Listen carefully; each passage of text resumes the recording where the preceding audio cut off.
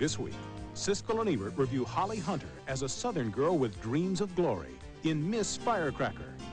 Jim Belushi is a narcotics cop whose partner is codenamed K-9. And the sexual intrigues that brought down a British government are revealed in Scandal. It's all coming up next on Siskel and Ebert.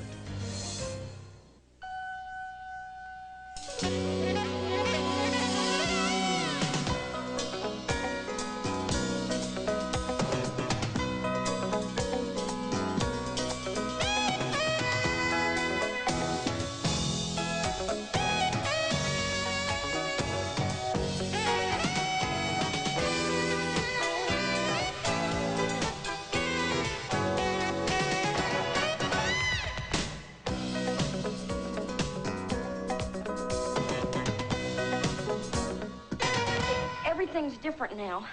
I go to church now, and I'm signed up to where I take an orphan home to dinner once a week or to a movie.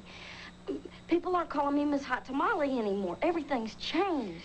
Holly Hunter from Broadcast News stars as a young Mississippi woman entering a local beauty contest in Miss Firecracker. It's one of 5 new films we'll be reviewing this week on Siskel and Ebert. I'm Gene Siskel of the Chicago Tribune. And I'm Roger Ebert of the Chicago Sun-Times. Our first movie is Miss Firecracker, and it's still another comedy about how everybody in the Deep South seems to be one kind of a colorful, eccentric character or another. I'm sure that Southerners are probably just generally as normal and mundane as the rest of us, but a movie like Miss Firecracker has a lot of fun with the story of a young woman who works at the catfish cannery, dyes her hair red, and enters the local beauty contest because she wants to be Miss Firecracker, and all the guys in town call her Miss Hot Tamale. Now, I'm going to be needing this outfit right away. I hope you'll be able to work quickly. Oh, sure. See, I've been making clothes practically all of my life. I started out when I was 4 years old. I used to make outfits for the bullfrogs that lived out around our yard. Bullfrogs, yeah. They is funny-looking creatures, ain't they? Oh, Nick. I dress them up and sell them as pets. They make nice pets. That's Holly Hunter, fresh from Broadcast News as the would-be beauty queen, and Alfre Woodard as just about her only friend. Not long after, Hunter's older cousin, played by Mary Steenburgen, turns up, and she was named Miss Firecracker way back in 1972. I've left Franklin. What? I can't believe it. And this is a sworn secret. Not a single solitary soul is to find it out. I won't breathe a word to anyone, I swear. See, I haven't told Franklin yet, and he still actually believes things are bearable between us. Gosh. It turns into a regular family reunion when Steenburgen's no-good brother barges in. He's played by Tim Robbins, the pitcher from Bull Durham. Look at you. What are you, trying to look like a bareback rider, the Shula Traveling Carnival show? You don't like it? Hardly, honey, hardly. Sarah Archie wants an autograph, so I guess I better get a bit of my...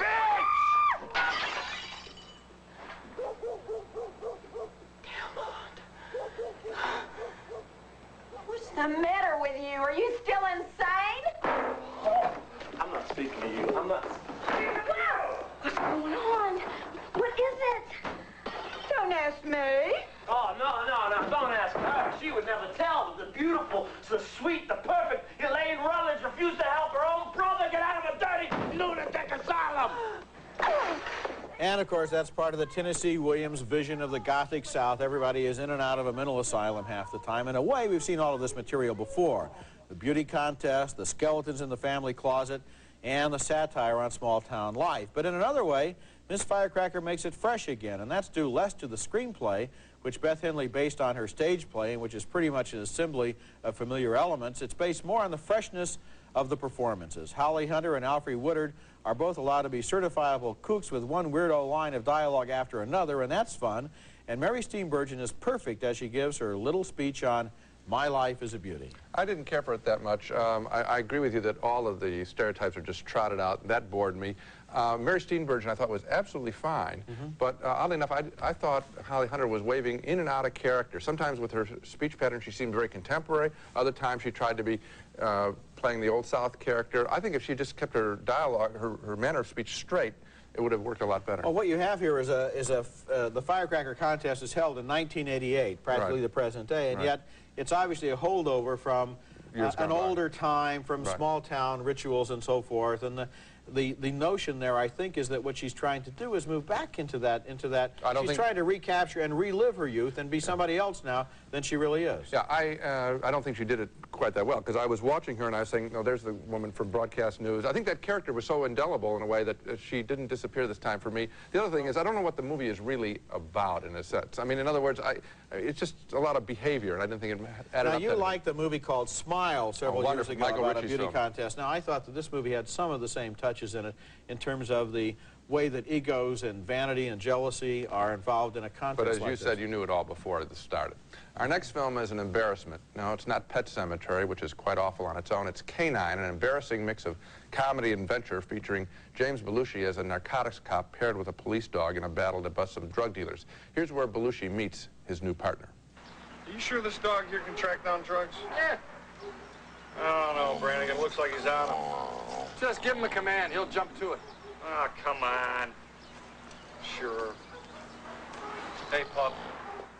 Kill. Well, I think your boy might have worked better. Come here. We keep waiting for the film to become a parody like The Naked Gun, but no, The Man and the Dog story expands to include Belushi's girlfriend, the strange casting of Mel Harris from TV's 30-something. He's very protective. Mm-hmm. Come here. Harris seems ill at ease there, and predictably the film concludes with a monotonous chase. All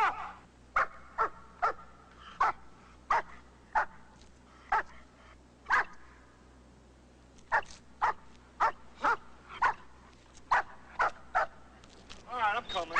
I'm coming. Don't let that dog shake you out. I'm coming. Shake you up. I'm coming.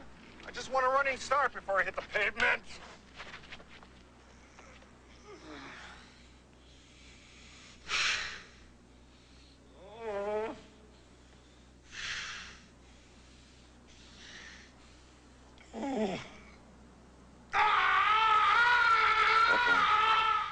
Another chase. As I mentioned, I kept waiting for the film to become a parody of cop buddy movies. It could have been hilarious if the makers of K-9 had gone that route. You know, him talking to the dog, talking about the dog's home life and all the kind of stuff we see in these cop buddy movies. Instead, it's played mostly straight with the dog whining responses to Belushi. I was embarrassed for everyone associated with this missed opportunity for really big, big laughs. Yeah, in a way, this movie could have been a real throwback in cinematic history. They once made a movie called The Sands of Iwo Jima and remade it as Rip Goes to War with Rin Tin Tin playing one of the human roles. That's what I thought was going to happen here. What I didn't Weren't you waiting for it to go that direction? I was waiting for them to go right over the top with humor, and they play it with, you know, heart-rending love between man and dog. And you know the part that I can't stand? I hate it when they use editing techniques to make it appear that the dog is really human. I mean, spare me any more shots where something so horrible happens that the dog has to cover up his eyes with his little paws because he just can't look. It's so bad. And the other one, when Belushi thinks the dog is dead and the dog closes its eyes, and then Belushi is saying how much he loves him, and the dog opens his eyes, and then when Belushi looks back, the dog closes his eyes again. I mean, give the dog the dignity of being a dog. Don't make him into a four-legged, hairy human. Yeah, it was really quite bad. Coming up next, Kevin Bacon is a man accused of murder. Gary Oldman is the defense attorney who thinks his client might be guilty in criminal law. Don't disappoint me, Ben. This isn't about money. Orville and Gary Redenbacher on diplomacy. Well, historically, the unpopped kernels have always been called old maize. Somewhere along the line, a lot of people objected to that terminology. So we went to using shy fellows in it that sounded more diplomatic. This is lighter and fluffier, but also nearly every kernel pops. Well, that's because we get the exact moisture in every kernel. The base kernels, the middle kernels, the tip kernels.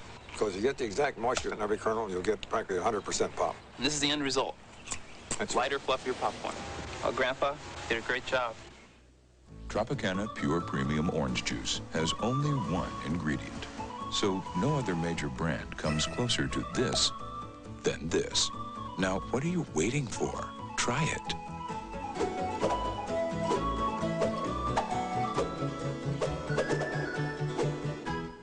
Oh yes, there is one other thing.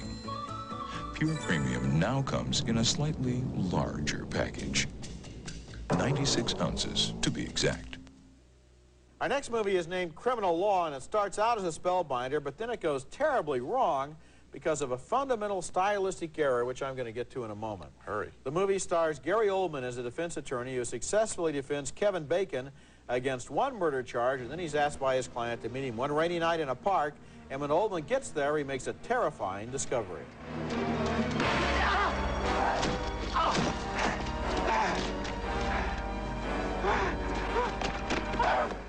Well, of course, Oldman himself was one of the prime suspects in the murder, and Detective Joe Don Baker asks him some tough questions. What about the man walking his dog? Running with his dog. That's all. Was the man black or white? White, I think. You think? It was dark, raining. You know, how the hell should I know? Was he tall or short? I didn't notice. He probably lives around here. What's his dog look like? I mean, roughly. I don't know. Then Gary Oldman visits Kevin Bacon on his boat, and Bacon asks him to defend him one more time. This time, though, Oldman is sure his client is guilty. Sorry about last night. Sorry? The police gave you a hard time. You could have just left. You know, you didn't have to call them. I think I did. But I didn't tell them why I was there.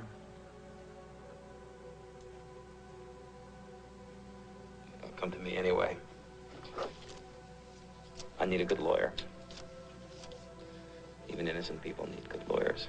The price has gone up. The retainer is twice what it was last time.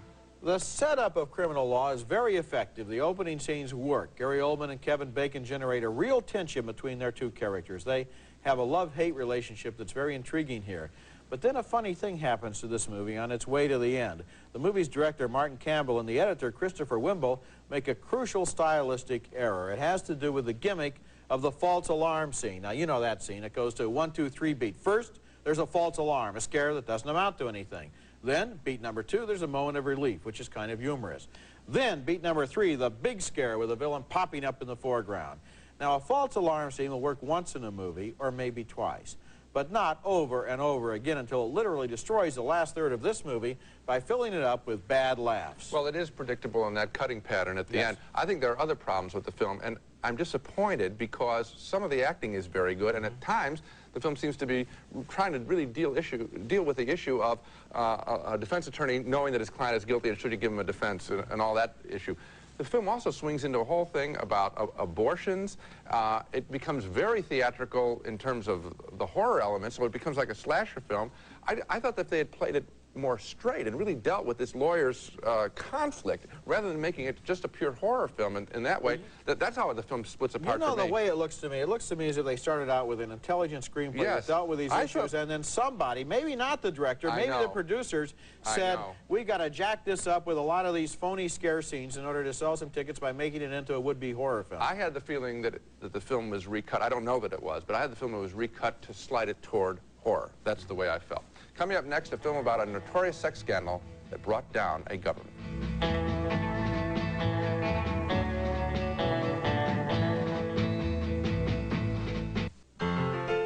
This little mousie has a Kraft single slice made from 5 ounces of milk. But this mousie has an imitation slice that's mostly oil and water. That's why Kraft singles taste better. Milk makes them better. Heard about the Disney Double? What to watch and when to cuddle. Now, when you buy any Disney home video cassette, your child can have a lovable, huggable Chipper Dale for just $2.99. So get your Disney Double. On a double! Coming to video stores everywhere, Tom Cruise in a video event you've been waiting for. Cocktail.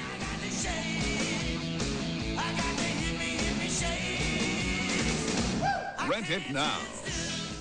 Our next film is called Scandal, and it's about the Profumo affair in England in the early 1960s, the great sex scandal that eventually brought down the conservative government. A party girl named Christine Keeler had been sleeping with the English War Secretary, John Profumo, and with, among others, a Russian naval attaché who may have been a spy. When the news broke, Profumo denied any impropriety, but eventually he admitted his guilt and resigned.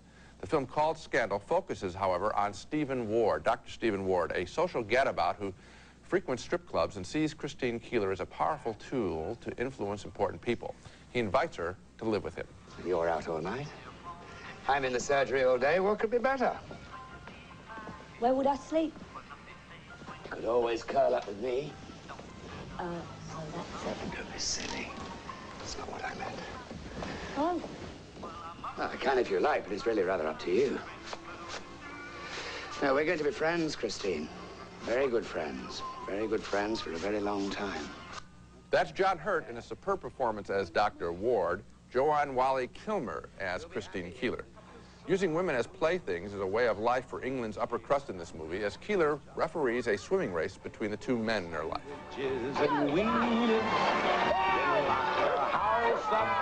Now you're set. And on the beach you'll see the girls in their bikinis, as cute as ever, but they never get them wet. That's teaching the trust of Mr. Lazy, healthy, crazy days of summer. Those days of soda. Keeler finds herself upwardly mobile when she starts sleeping with Minister Profumo, played by Ian McKellen. I'm going to be all yours, Jack. Whenever you want me. I wonder for how long. As long as you want me. And when I'm gone? When I'm in Leicestershire with a room full of boring old colonels, where will you be then? I'm going to buy a present for my mum. It's her birthday. Here. Buy something for me.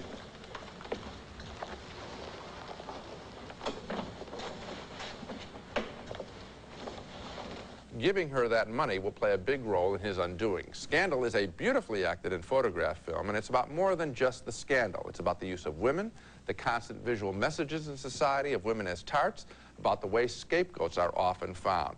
This is a fascinating docudrama, nicely written by Michael Thomas and directed by Michael Caton Jones. It's really one of the best films I've seen this year. I thought it was a very good film. Well acted, well directed, well written, and right on the mark with its message, which was so controversial that this material could not be made as a miniseries on British television and finally had to be made as this excellent movie, because what they're saying here is that the establishment had to find a scapegoat, and they framed Dr. Ward as a pimp living off the earnings of a prostitute, when in fact, as all the evidence indicates, not only in this movie but apparently in life, he was not a pimp at all, but simply someone who believed that if he could take these young women and shape them, he could use them in a way to further his own social career. Okay, well, he's not a financial pimp in that sense, well, but I mean, you could argue that he is he's a social pimp. Yeah, but he was convicted of living off the earnings of a prostitute, that's the way and that he didn't do. That he didn't do. At the same time, I like the way the film spent a lot of time with shots of the women making themselves up and posing and all that,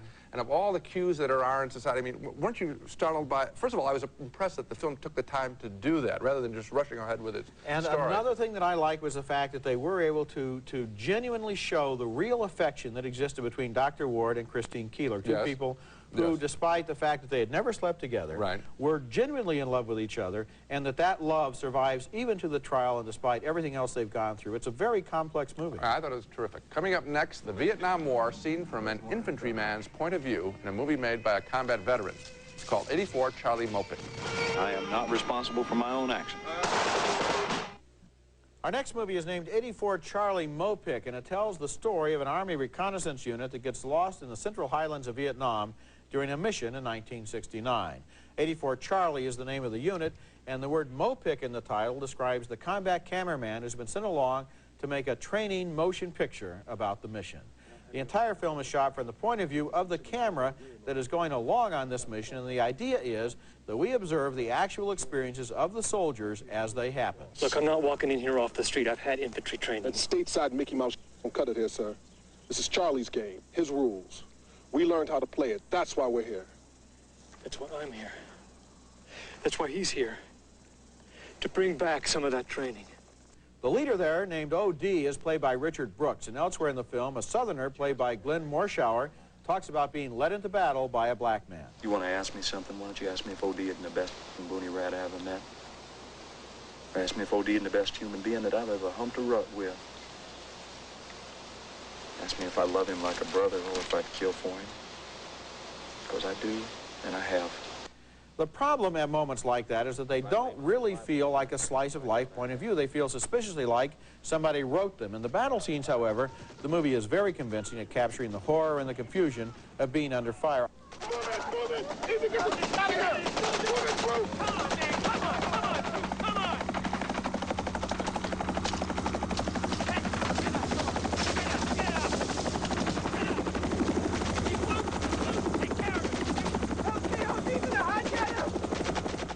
84 Charlie Mopic was written and directed by Patrick Duncan, a Vietnam vet who felt that few of the films about the war gave a soldier's eye view of what it was really like.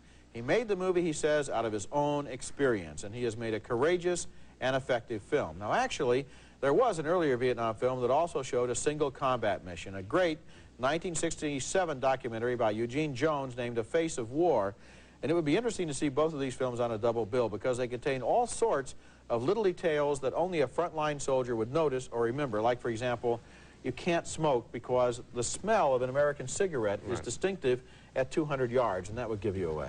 I think that what the film does is play things in a very minimal way, and that's what I like. I agree with you that the real strength of the film is the simple detail of combat and battles that are over in just a flash. Yes. And the total randomness of being, on one hand, they have a mission, but we're not exactly what that mission is, sure that mission is, except stay alive.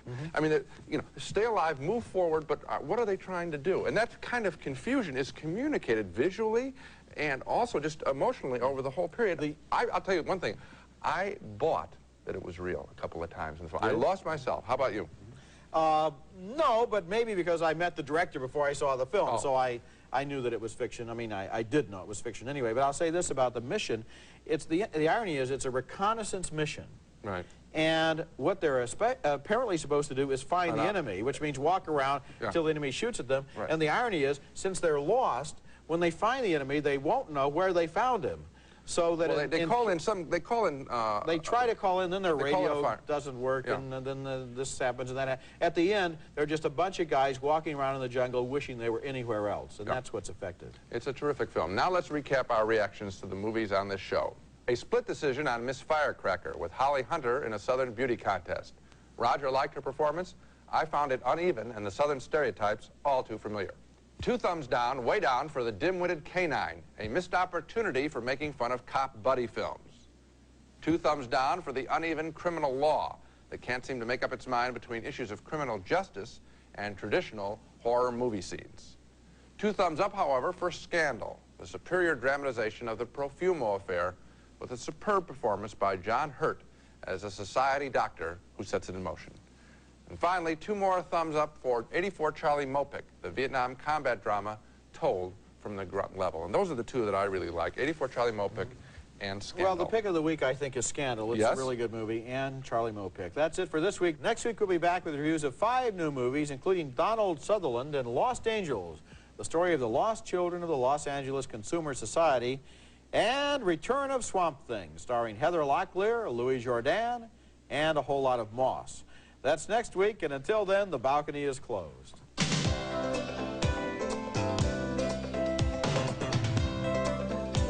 Raisinets and Goobers are playing everywhere, starring plump, juicy raisins and great golden peanuts. Both now feature creamy Nestle milk chocolate.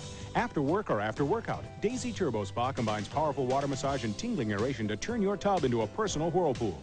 Sinutab Allergy Formula for frequent allergy sufferers. Sinutab Allergy Formula works for 12 full hours to help stop all your allergy symptoms.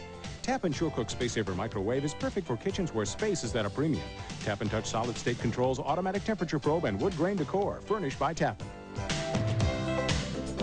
Hi, I'm Regis Philbin. And I'm Kathy Lee Gifford. Join us on location at the Disney MGM Studios in Florida. We'll take you behind the scenes for a look at the magic of making movies on The Next Live. Monday at 9, Adult